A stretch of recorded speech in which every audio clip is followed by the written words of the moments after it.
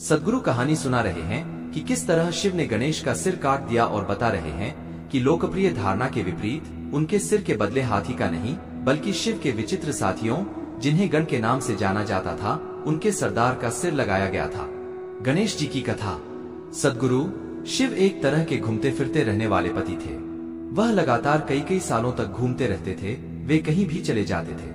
उन दिनों कोई सेल फोन और ईमेल नहीं हुआ करते थे, इसलिए जब वह जाते थे तो पार्वती का उनके कोई संपर्क नहीं रहता था और वह काफी अकेलापन महसूस करती थी।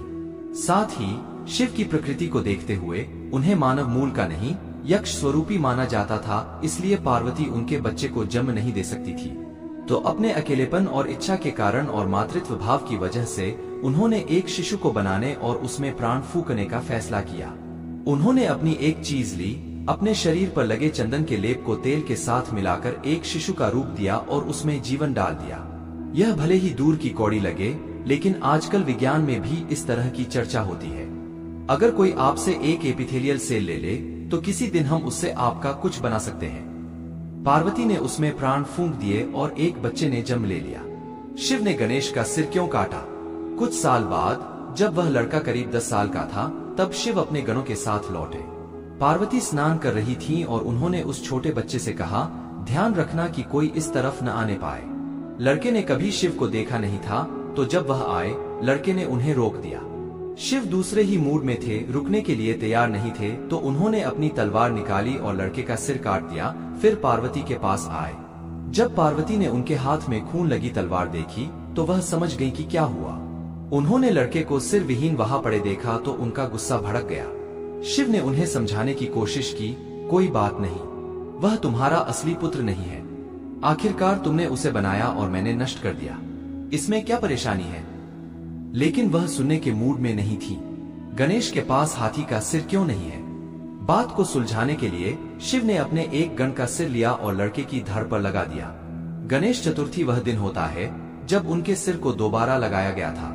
शिव ने गणों के सरदार का सिर लेकर इस लड़के पर लगाया था, इसलिए वह बोले, अब से तुम गणपति हो, तुम गणों के सरदार हो।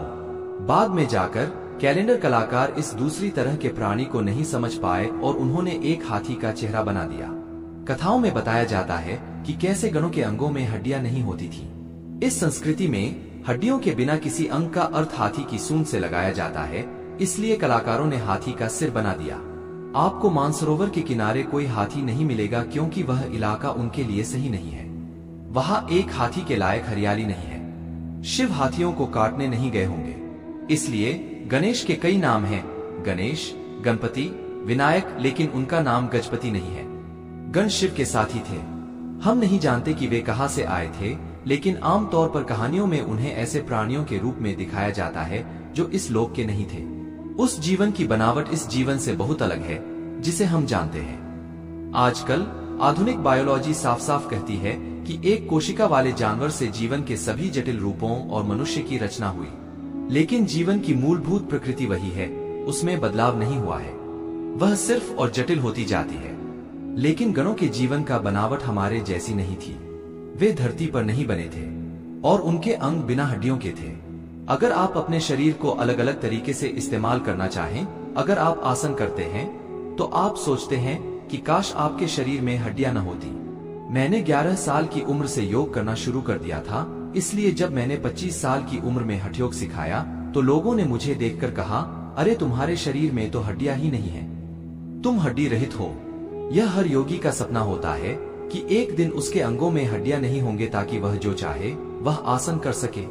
गोलमटोल विद्वान। हजारों सालों से गणेश चतुर्थी मनाई जा रही है और गणपति सबसे लोकप्रिय और भारत से सबसे ज्यादा बाहर जाने वाले देवता बन गए हैं। वह बहुत लचीले हैं, वह कई रूप और मुद्राएं अपना सकते हैं। वह शिक्षा के देवता भी हैं।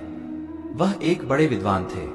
गणपति को हमेशा एक किताब और कलम के साथ दिखाया जाता है जो उनकी विद्वता को दर्शाता है। उनकी विद्वता और बुद्धि आम इंसानों की क्षमता से परे थी और उन्हें भोजन बहुत पसंद था। आमतौर पर अगर किसी को विद्वान दिखना है तो वह दुबला पतला होना पसंद करता है, लेकिन यह खाते पीते गोलमटोल विद्वान थे। इस दिन आमतौर पर लोग मानते हैं कि आपको बस अच्छा खाना चाहिए। लोगों ने सिर्फ उनका मोटा पेट देखा, लेकिन नए सिर में उसे बड़े दिमाग को नजरअंदाज कर दिया। वह सबसे महत्वपूर्ण है। उनका पेट बाद में मोटा हुआ। शायद इतने बड़े सिर के साथ उनका चलने का मन नहीं करता था, लेकिन महत्वपूर्ण यह है कि उनकी बुद्धि बढ़ती रही। तो यह दिन सिर्फ खाने का नहीं है। इस दिन आपको अपनी बुद्धि को बढ़ाना चाहिए, पेट को नहीं। सभी योग अभ्यास एक तरह से इसी बारे में है कि आपकी बुद्धि को एक जगह अटका हुआ नहीं होना चाहिए। ऐसे हजारों उदाहरण हैं जहां लोगों ने सरल आध्यात्मिक अभ्यासों से कई अलग अलग रूपों में अपनी बुद्धि को बढ़ाया। चिंता मत कीजिए, आपकी सूंड नहीं निकल आएगी, लेकिन आप बुद्धि को और बढ़ाने की कोशिश कर सकते हैं।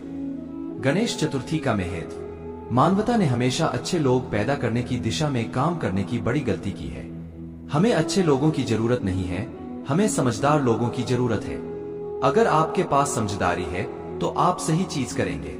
लोग मूर्खतापूर्ण चीजें इसलिए करते हैं क्योंकि उनके पास समझदारी नहीं होती। चालाकी कोई बुद्धिमानी नहीं है।